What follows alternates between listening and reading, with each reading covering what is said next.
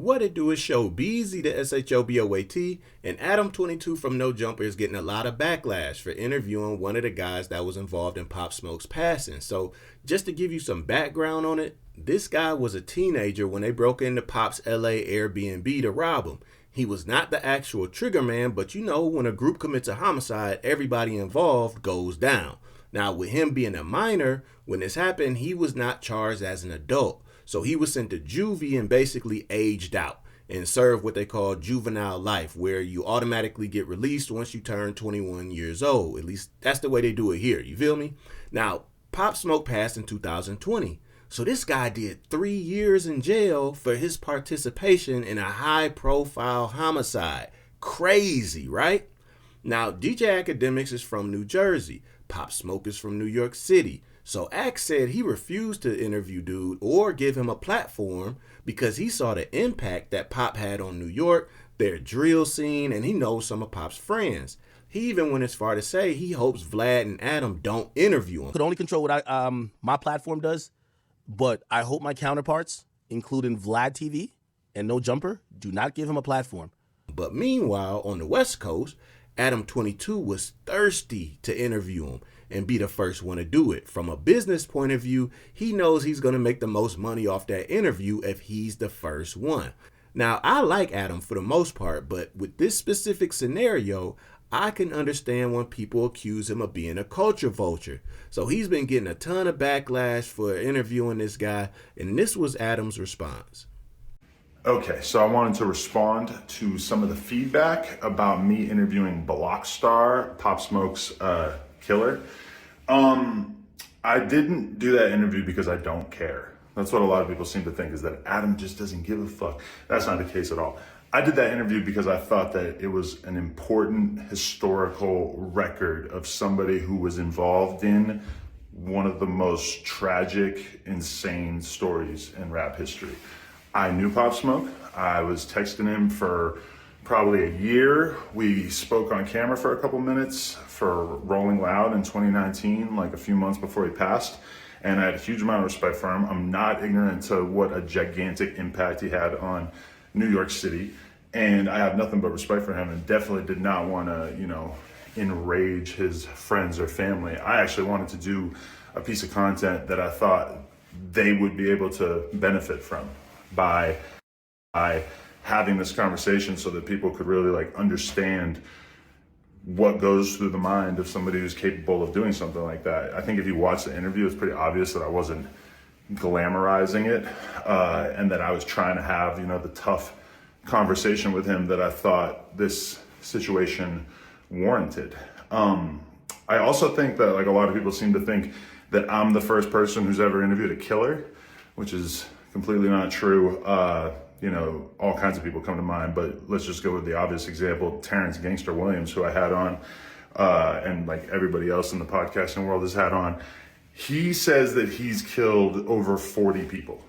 And I haven't seen even one single person say that I shouldn't be interviewing him. And I think the reason why is pretty obvious. Pop Smoke, famous rapper, beloved. Who did Gangster Williams kill? 40 drug dealers / gang members that you kill.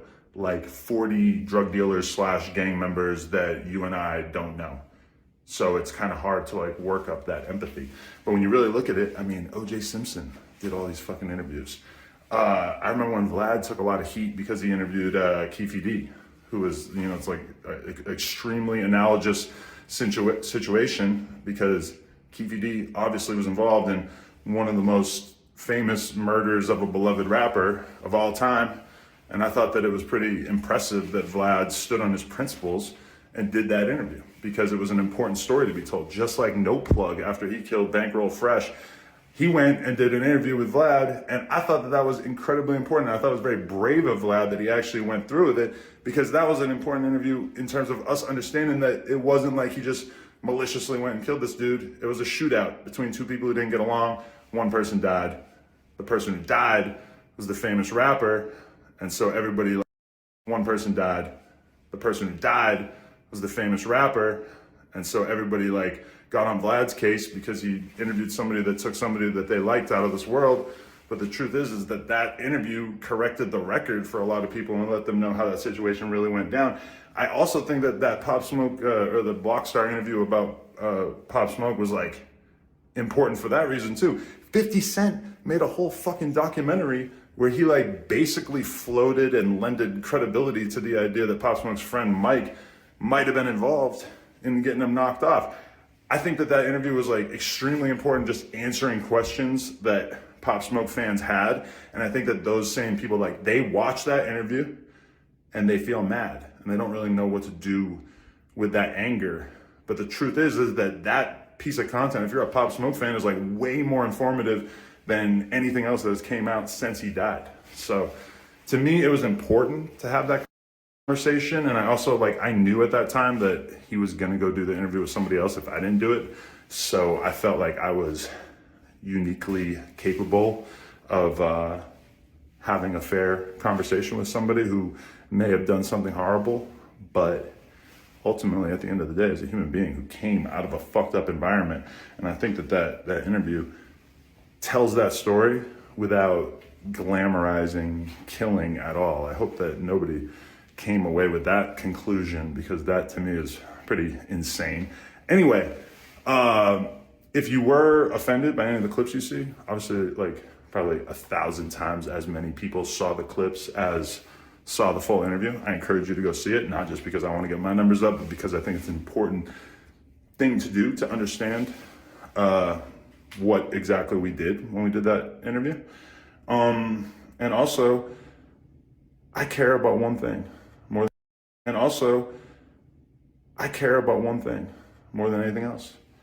And that's feeding the streets, giving the streets what they want. What are the streets exactly? I mean, it's kind of a general term. I'm talking about like the people in the hoods. I'm talking about the gang members. I'm talking about the YouTube commenters. There's a lot of overlap. So what they want to see is really what I'm trying to bring to the table. So, you know, I see a lot of people who are kind of from outside the niche that I occupy, who seem very upset about this. But I know that on my side of things, everybody that I know was incredibly excited to see that interview. It was like one of the most anticipated interviews of the year because people find it interesting. It's newsworthy, regardless of if you even were invested in Pop Smoke's story. Anyway, that's why I did it. I think I did a great job. I can't take anything away from myself. Me and Remo, we killed it. And yeah, I encourage everybody to go check it out. And finally, I just want to mention this one more time. It's a lot of picking sides. There's a lot of like, oh, I like this guy, so therefore this guy is bad.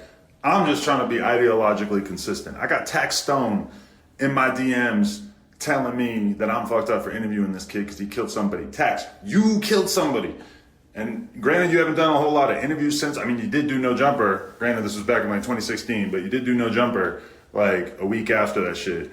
And I'm just saying, it ain't like anybody's lining up to kick Tax out of their fucking Twitter spaces or anything, right?